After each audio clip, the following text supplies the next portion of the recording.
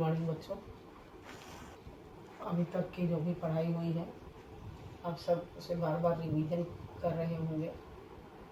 उसे रिवीजन करिए और अपने नोटबुक में लिखिए, फिर दिखाइए कि आप लोगों ने क्या पढ़ा, क्या किया, क्योंकि ये बोर्ड है और आपको पढ़ाई पर अपना 100% देना। अब तक जो भी पढ़ाई किया तुम लोगों ने, जैसे शुरुआत में संज्ञा, सर्वनाम, क्रिया, विशेषण, ये पढ़ा, उपसर्ग, प्रत्यय, 9th में संधि भी पढ़ाई गई थी। अब हम एक नया टॉपिक लेकर के आए हैं, समास। जो अब तक नहीं पढ़ाई किया तुम लोगों ने समास, क्योंकि 6 to 9th तक जो है संज्ञा है, सर्वनाम है, क्रिया है, विशेषण है, ये है। और 9th में आकर के एक नया टॉपिक इंक्लूड होता है, संधि। 9th में संधि है कोर्स में। 8th में भी संधि थोड़ा बहुत कराया जाता है, लेकिन वो संस्कृत में बीच बीच में, जो हिंदी में नहीं, संस्कृत में जब आती है संधि तो बता दिया जाता है। उनको बृहद तरीके से संधि समझाया जाता है 9th में। आज हम एक नया टॉपिक लेकर के आप लोग के सम्मुख उपस्थित हुए हैं, समास। समास तो अभी तक हमारी समझ से तुम लोगों को अभी तक नहीं पढ़ाया गया है, क्योंकि कोर्स में 10th में है समास। और बच्चों ये तुम लोगों के एग्जाम में 4 नंबर का आता है, इसलिए इसे अच्छी तरह से समझिए। शब्द पद 2 नंबर का, इसके बाद हमने तुम लोगों को पढ़ाया था शब्द और पद 2 नंबर का। शब्द पद के बाद बताया था वाक्य किसे कहते हैं, वाक्य रूपांतर, वाक्य के अंग, इतना बता दिया है। सारे बच्चों को समझ में आ गया होगा। आज हम जो सब्जेक्ट, जो टॉपिक जिस सब्जेक्ट का लेके आए हैं वो है समास। इसे समझने से पहले बच्चों ध्यान देना, समास क्या है। सम धन आस, सम धन आस, यानी सम का मतलब होता है पास, और आस का क्या मतलब होता है। सम का मतलब होता है पास और आस का मतलब होता है रखना। तो इसका मतलब होगा जिसको पास रखना। यानी तुम लोगों ने उपसर्ग और प्रत्यय पढ़ा होगा। उपसर्ग और प्रत्यय में शब्दांशों का मिलन होता है। क्या होता है? उपसर्ग प्रत्यय में शब्दांशों का मेल होता है। उपसर्ग और प्रत्यय में शब्दांशों का मेल होता है, उपसर्ग और प्रत्यय में। ठीक है बच्चों, संधि 9th में पढ़े। संधि में किसका मेल होता है? वर्णों का। आज हम जो पढ़ाने जा रहे हैं ये समास है। समास का तत्सम आस। सम का मतलब है पास, आस का मतलब है रखना। तो बच्चों संधि में वर्णों का मेल होता है, उपसर्ग और प्रत्यय में शब्दांशों का मेल होता है, लेकिन समास में किसका मेल होता है? शब्दों का। किसका मेल होता है? शब्दों का। ठीक है, अब ध्यान दीजिए। अभी तुम लोगों को मैंने पढ़ाया था शब्द किसे कहते हैं। शब्द किसे कहते हैं? तो वर्णों के सार्थक समूह को, जिसका अर्थ निकले, उसे शब्द कहते हैं। तो समास जो है अर्थवान शब्द होना चाहिए। जब 2 या 2 से अधिक शब्दों को मिलाकर एक सार्थक शब्द बनाए, इस प्रक्रिया को समास कहते हैं। और शब्द क्या है? वर्णों का सार्थक समूह। ठीक है, ये समझ में आ गया। उपसर्ग प्रत्यय में शब्दांशों का मेल होता है और संधि में वर्णों का मेल होता है। जो पढ़ाई होने जा रही है वो समास की पढ़ाई होने जा रही है। तो समास में क्या मेल होता है बच्चों? शब्दों का। और शब्द क्या है? वर्णों का सार्थक समूह जो है वो शब्द है। समास क्या है? सम आस, पास रखना।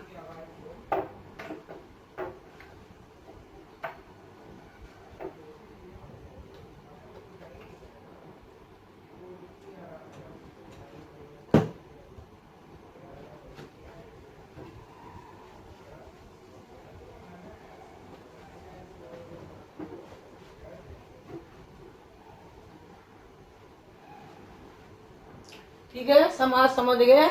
समास का मतलब होगा सम धन आस। ठीक है, ध्यान दो, सम धन आस, ये है सम धन आस से बना समास। सम का मतलब पास, आस का मतलब रखना, पास रखना, तो ये हो गया समास, पास रखना। अब समास समझने से पहले दो बातें ध्यान देना। सारे बच्चों को दो चीज, जब भी हम क्लास में जाते थे और बच्चों को पढ़ाते थे तो सबसे पहले हम एक दिन उनको टाइम देते थे कि हम समास तभी पढ़ाएंगे जब सारे बच्चे कारक विभक्तियां याद कर लें। कारक विभक्तियों पर आधारित समास है, अगर नहीं याद करोगे तो फिर समास समझ में नहीं आएगा। दूसरा एक चीज और बताते थे बच्चों को, शब्द के कितने भेद होते हैं, ये तो हमने शब्द पढ़ाते समय बताया था, लेकिन अगर भूल गए हो तो ध्यान दो। शब्द के दो भेद होते हैं। कितने भेद होते हैं? दो। पहला विकारी और दूसरा अविकारी। दूसरा अविकारी। शब्द के कितने भेद होते हैं? दो, विकारी और अविकारी। शब्द के दो भेद होते हैं, विकारी और अविकारी। समास में इसकी जरूरत पड़ेगी, अविकारी शब्द की, इसलिए अगर नहीं याद किए हो तो याद कर लेना, विकारी शब्द समझ लेना क्या होता है, और कारक विभक्ति। अब ध्यान दीजिए, विकारी शब्द जो लिंग वचन पुरुष के अनुसार जिसके अर्थ में परिवर्तन हो जाता है वो होता है विकारी शब्द। अविकारी लिंग वचन पुरुष के अनुसार जिसके अर्थ में परिवर्तन नहीं होता, जो चेंज नहीं होता, वो होता है अविकारी शब्द। अब विकारी शब्द क्या है? ध्यान दीजिए, मोहन पढ़ता है, सीता पढ़ती है। तो मोहन और पढ़ना क्या है? संज्ञा और क्रिया। तो हमने चेंज कर दिया लिंग के अनुसार, सीता, और क्रिया भी चेंज हो गई, पढ़ती है। ध्यान दीजिए, तो जब संज्ञा और क्रिया दोनों चेंज हो रही है अर्थात वो विकारी शब्द। तो ये चार विकारी शब्द में आते हैं, संज्ञा, सर्वनाम, क्रिया और विशेषण। अविकारी शब्द, मोहन धीरे धीरे पढ़ता है, सीता धीरे धीरे पढ़ती है। बच्चों, तो धीरे धीरे नहीं परिवर्तित हुआ। तो जो काल वचन पुरुष के अनुसार जिस रूप का परिवर्तन नहीं होता है वो शब्द अविकारी शब्द होते हैं। तो अविकारी शब्द में क्या आता है मेरे बच्चों? क्रिया विशेषण, क्रिया की विशेषता जो बताता है, संबंध बोधक, समुच्चय बोधक, विस्मयादि बोधक और निपात। ये पांच शब्द अविकारी में आते हैं। अव्यय, अव्यय जो चेंज ना हो, तो ये तुम लोग पढ़ लेना क्योंकि ये लास्ट में समास में आएगा, इसलिए अविकारी शब्द अच्छी तरह समझ लेना, तभी समास समझ में आएगा। अभी हमें किस चीज की आवश्यकता है? अभी हमें कारक विभक्तियों की आवश्यकता है। तो कारक विभक्तियों को अगर नहीं पढ़े हैं तो समास को नहीं समझ पाएंगे, इसलिए कारक विभक्तियों को आपको अच्छी तरह समझना है। जब तक कारक विभक्ति समझ नहीं पाएंगे समास नहीं समझ पाएंगे।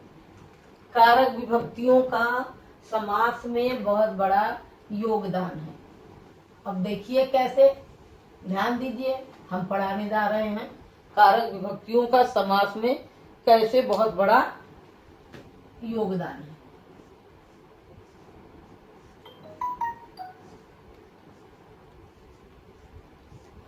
समास समझ में आ गया? समास में शब्दों का मेल होता है, उपसर्ग प्रत्यय में शब्दांशों का मेल होता है, संधि में वर्णों का मेल होता है। वर्णों से संधि का निर्माण होता है, शब्दांशों से उपसर्ग और प्रत्यय का निर्माण होता है, शब्दों से समास। तो समास को ध्यान दीजिए, दो या दो से अधिक शब्दों को मिलाकर, दो या दो से अधिक शब्दों को मिलाकर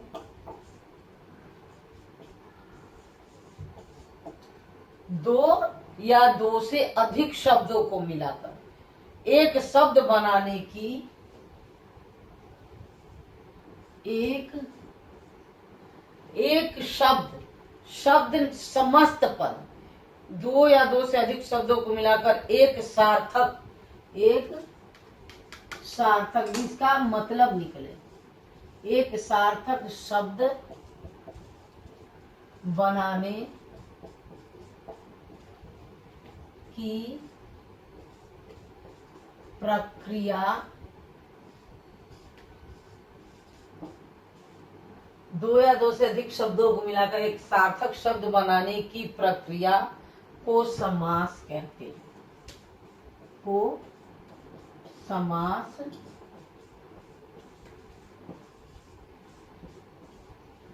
कहते हैं। समास किसे कहते हैं बच्चों? समास का तात्पर्य क्या है? सम पास आस, सम धन आस, पास और आस मतलब रखना। और समस्त पद क्या? समस्त पद, पद क्या है आप सबको जानकारी होनी चाहिए पद की। पद क्या होता है? वाक्य में जो शब्द वाक्य में आ जाते हैं वो शब्द पद बन जाते हैं। तो समस्त पद क्या है? समास जो है वो वाक्य के अंदर के शब्द होते हैं। जैसे गंगा का जल, तो ये एक वाक्य के अंदर का समस्त पद लिया गया है। सामासिक प्रक्रिया के बाद समस्त पद, सामासिक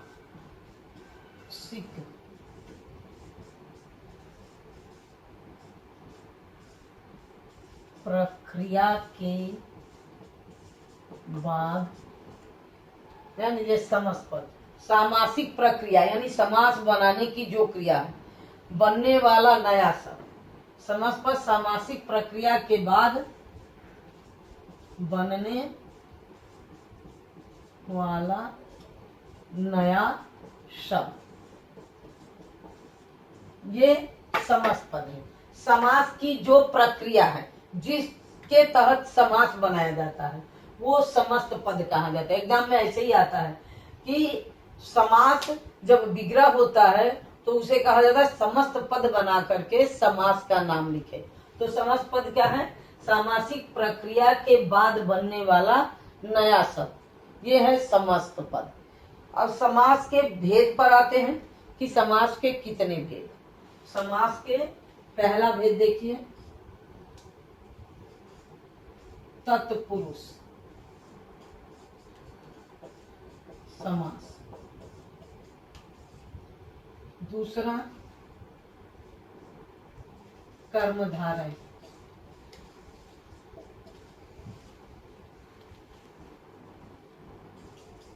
समास। तीसरा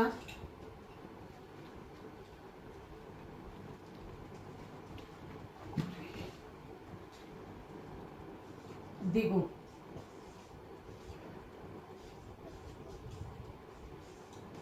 समास।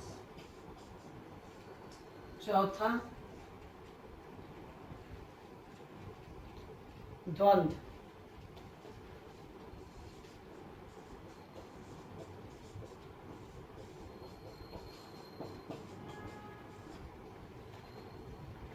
पांचवा बहुव्रीहि,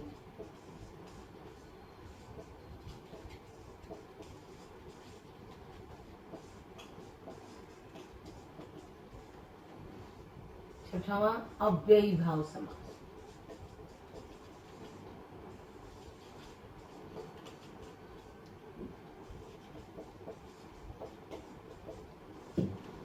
इसी के लिए हमने अभिकारी शब्द को बताया अव्ययी भाव समास के लिए।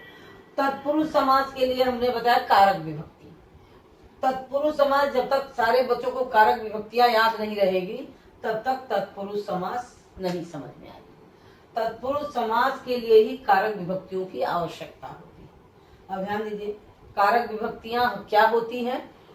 क्रिया के साथ संबंध बताने वाले शब्दों को कारक कहते हैं और कारक के चिन्हों को कारक विभक्तियां, जैसे कर्ता ने कर्म को करण से, संप्रदान के लिए, अपादान से अलग होने में, संबंध का के किए, अधिकरण में, पर, संबोधन है, अरे अहो। तो इस बात का ध्यान दीजिए कि कारक विभक्ति जो है वो कर्ता और संबोधन ये दोनों को छोड़ करके, कर्ता और संबोधन इन दोनों को छोड़ करके बाकी सारी समास में कारक, बाकी सबकी आवश्यकता होती है। समास में सिर्फ कर्ता कारक और संबोधन ये दोनों तत्पुरुष समास में इनकी जरूरत नहीं पड़ती है। तो हम बताने जा रहे हैं सबको तत्पुरुष समास।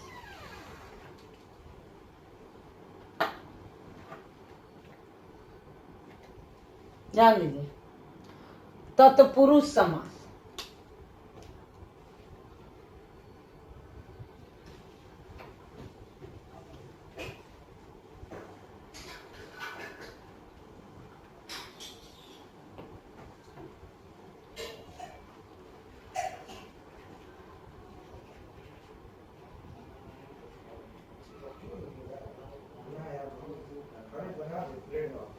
एक चीज और ध्यान दीजिए, जैसा कि हमने बताया सारे बच्चों को, संधि में वर्णों का मेल होता है, समास में शब्दों का, दो या दो से अधिक शब्द मिलकर एक नया शब्द बनाते हैं उसे समास कहते हैं। संधि में ध्यान दीजिए, संधि में क्या क्या होता है, ध्वनियां वर्णों का मेल होता है। समास में दो या दो से अधिक शब्द मिलते हैं। संधि में वर्णों के योग से वर्ण परिवर्तन होता है, लेकिन वर्णों के योग से वर्ण परिवर्तन, समास में दो पदों के बीच की विभक्तियों का लोप होता है। अब वो विभक्तियां कारक विभक्तियां हैं, वही बताने के लिए हम कारक विभक्तियों को बता रहे हैं कि याद करिए। तत्पुरुष समास ध्यान दीजिए,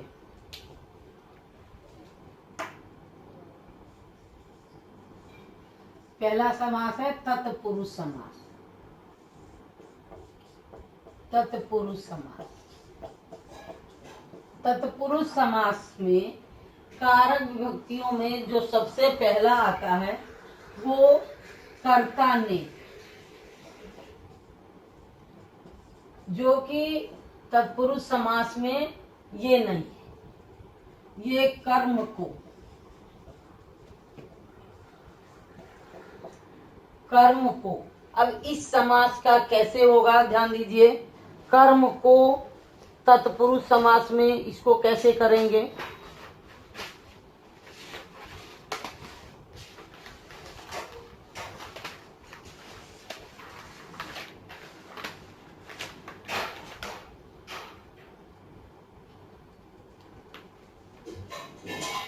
कर्म को ग्रामगत, ठीक है, ये समस्त पद है। ये क्या है, समस्त पद। इस तरह से एग्जाम में आ जाएगा आपको कि समस्त पद का विग्रह करके समास का नाम लिखे। आप लिखेंगे ग्राम को गत, ग्राम को गत कर्म तत्पुरुष। लेकिन एग्जाम में कर्म लिखने की जरूरत नहीं है, सिर्फ तत्पुरुष समास लिख देंगे तो भी आपका सही हो जाएगा। या तो इस तरह से आएगा आपको, ग्राम को गत समस्त पद बना के समास का नाम लिखे। तो ये है समस्त पद, समस्त पद, और ये है समास विग्रह ग्राम को गत, यानी ग्राम को गया हुआ।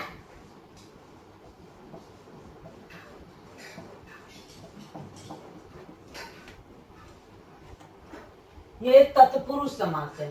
तत्पुरुष समास में कर्ता को नहीं लिया जाता है, कर्ता कारक से नहीं, कर्म से तत्पुरुष समास और अधिकरण संबोधन और कर्ता तत्पुरुष समास में नहीं होता, सिर्फ कर्म तत्पुरुष से स्टार्ट होता है। तो ये है समस्त पद, ये है समास विग्रह। आपके परीक्षा में 2 तरह के प्रश्न आते हैं। पहला आता है कि समस्त पद को समास विग्रह करके समास का नाम लिखें। तो समस्त पद आएगा ग्रामगत, आप लिखेंगे ग्राम को गत तत्पुरुष समास, या आएगा ये आ जाएगा कि समस्त पद बना के समास का नाम लिखें। तो समस्त पद ये है ग्रामगत, समास का नाम तत्पुरुष समास। इस तरह से 2 प्रश्न आपको इस तरीके से परीक्षा में